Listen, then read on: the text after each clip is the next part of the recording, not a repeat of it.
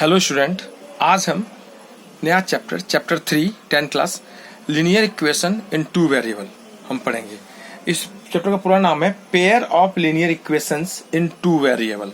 इसमें क्या पढ़ना है, आज हम इंट्रो पढ़ेंगे कि लीनियर इक्वेशन टू वेरिएबल में क्या क्या करना है और हमें क्या पढ़ना है।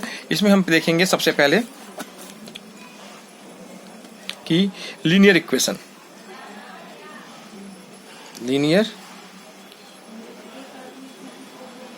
तो लीनियर इक्वेशन किससे कहते हैं, मैंने पहले ही बता रखा था।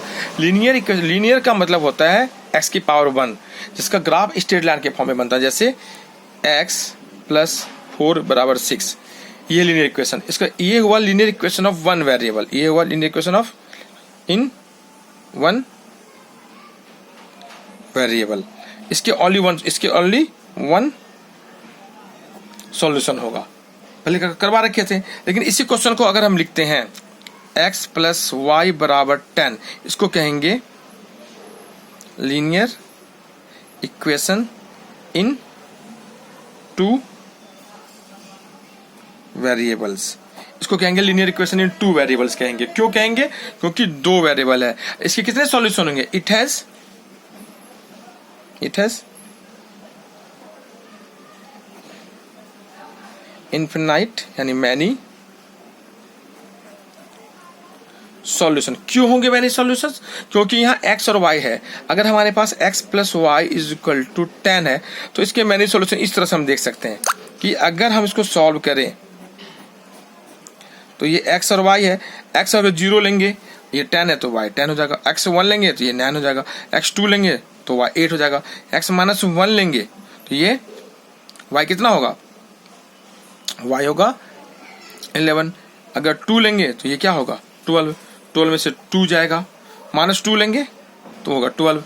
तो इस तरह से ये कुछ भी सॉल्यूशन लेके हम इसका बहुत सारे सॉल्यूशन निकल सकता है, इसलिए इसके मैनी सॉल्यूशन होंगे। लीनियर इक्वेशन टू वेरिएबल होता है। लेकिन अब हमें जो 10, ये हम 9 क्लास में पढ़े थे कि अगर सिंगल x + y 4 हो तो इसके वन वेरिएबल है तो ओनली वन सॉल्यूशन होंगे।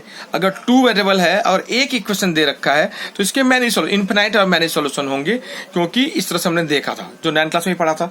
लेकिन 10 क्लास में है पेयर ऑफ लीनियर इक्वेशन। अब 10 क्लास में जो है,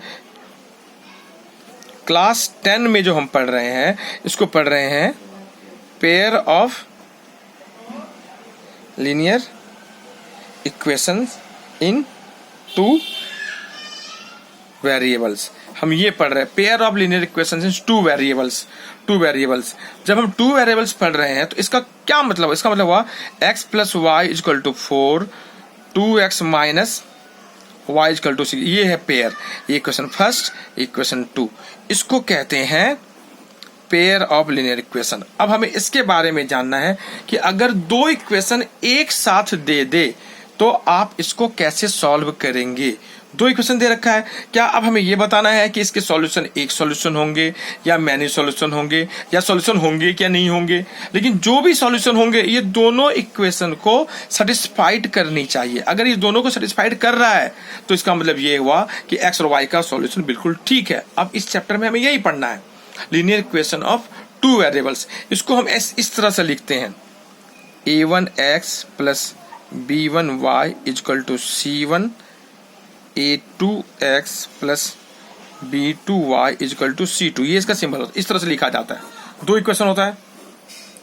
अब इसका सॉल्यूशन होगा या सॉल्यूशन नहीं होगा, वो डिपेंड करता है इसके कांस्टेंट पर, a1 पर, a2 पर, b1 पे, b2 पे, c1 पे, c2 पे। इस पे डिपेंड करता है कि इसका सॉल्यूशन होगा या नहीं होगा। कोई भी क्वेश्चन हो, अगर a1/a2, b1/b2, c1/c2 है तो हम सबसे पहले a1/a2, b1/b2, c1/c2 अब निकालेंगे। जैसे इसी क्वेश्चन में चेक करते हैं कि इसका सॉल्यूशन होगा या नहीं होगा। तो सबसे पहले हम यहाँ निकालेंगे a1/a2। तो a1/a2 क्या निकला? यहाँ 1 है, यहाँ पे 2 है, तो 1/2 निकल गया। ओके, अब हम b1/b2 निकालेंगे। b1/b2 क्या निकला? b1 है 1 है, नीचे -1 है, यानी 1/-1 निकल गया। और c1/c2 क्या निकलेगा? c1/c2 निकल गया 4/6, 2 2 = 4, 2 3 = 6, 2/3 निकल गया। इस तरह से हमें निकला a1/a2 निकल गया, b1/b2 निकल गया, और C1/C2 निकल गया, 3 हमें निकल गया।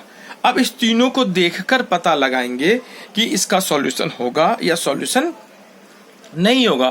तो इसका सॉल्यूशन कैसे होगा? तो इसको सबसे पहला केस फर्स्ट, इफ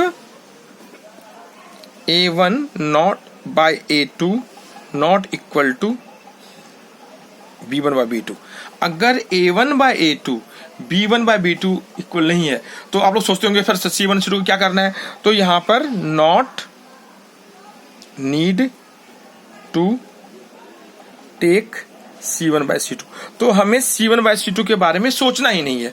अगर A1/A2 और B1/B2 इक्वल नहीं है, जैसे इसमें देखते हैं यहाँ A1/A2 1/2 है, दूसरा है 1/-1, तो दोनों इक्वल तो है नहीं, अलग अलग है। इसका मतलब ये हुआ जो क्वेश्चन है it has unique solution. Unique माने one solution, unique means one solution. इसके एक सॉल्यूशन होंगे, किसके? इसके। अगर इसको ऐसा देखा जाए कि अगर A1/A2 not equal to B1/B2 है, तो इसका मतलब ये हुआ इसकी यूनिक सॉल्यूशन होता है। यूनिक सॉल्यूशन का मतलब ये हुआ कि इसको कहते हैं कंसिस्टेंट। इसको क्या कहते हैं? कंसिस्टेंट कहते हैं। अगर ग्राफ खींचेंगे तो graph intersect at a point. अगर इन दोनों का ग्राफ खींचेंगे तो दोनों इक्वेशन का ग्राफ क्या होगा? एक पॉइंट पे इंटरसेक्ट होगा। अगर एग्जांपल देख ले, अगर हम दोनों का ग्राफ खींचें तो एक ग्राफ मान के चले ऐसे जाएगा, दूसरा ग्राफ ऐसे जा सकता है, ये रहा। तो ये कॉमन पॉइंट होता है, कॉमन पॉइंट ही इसका सॉल्यूशन होता है। इस तरह से हम ये 3 चीज हो सकता है कि अगर A1/A2 not equal to B1/B2 है तो हमें C1/C2 लेने की जरूरत नहीं है। इसको कहते हैं यूनिक सॉल्यूशन, या वन सॉल्यूशन। इसको कहते हैं कंसिस्टेंट का मतलब हुआ इसका सॉल्यूशन है। और अगर इसका ग्राफ खींचेंगे तो ग्राफ एक पॉइंट पे इंटरसेक्ट करेगा। कब? जब A1/A2 not equal to B1/B2 है। तो केस टू अगर लेते हैं if A1/A2 equal to B1/B2 equal to C1/C2, अगर तीनों इक्वल हो जाए, किसी भी केस में कोई क्वेश्चन ऐसा हो जिसमें तीनों A1/A2 B1/B2 C1/C2 इक्वल हो, इसका मतलब ये हुआ इट हैज मैनी सॉल्यूशन, बहुत सारे सॉल्यूशंस होंगे। इसको भी कहेंगे कंसिस्टेंट। इसको भी क्या कहेंगे? कंसिस्टेंट कहेंगे। इसको भी कंसिस्टेंट कहेंगे। और ग्राफ होगा ग्राफ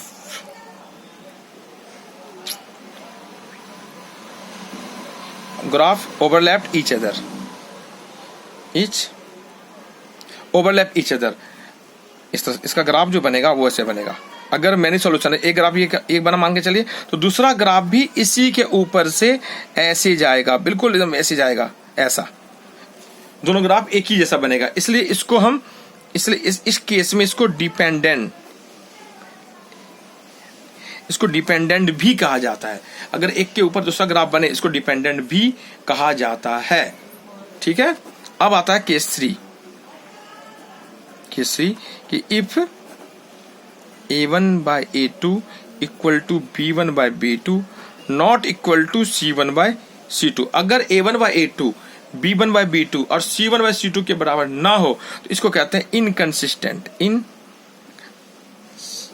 इनकंसिस्टेंट, मतलब it has no solution.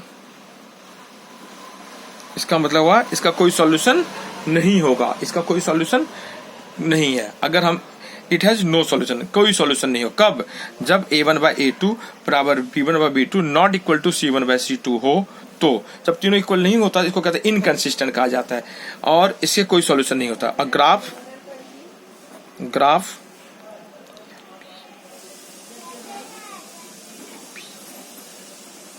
Parallel to each other, graph जो होगा वो एक दूसरे के पैरेलल होगा। अगर ये ग्राफ खींचते हैं तो एक ग्राफ अगर ऐसे जाता है तो दूसरा ग्राफ ऐसे जाएगा, बिल्कुल पैरेलल होगा, ये इस तरह से पैरेलल होगा।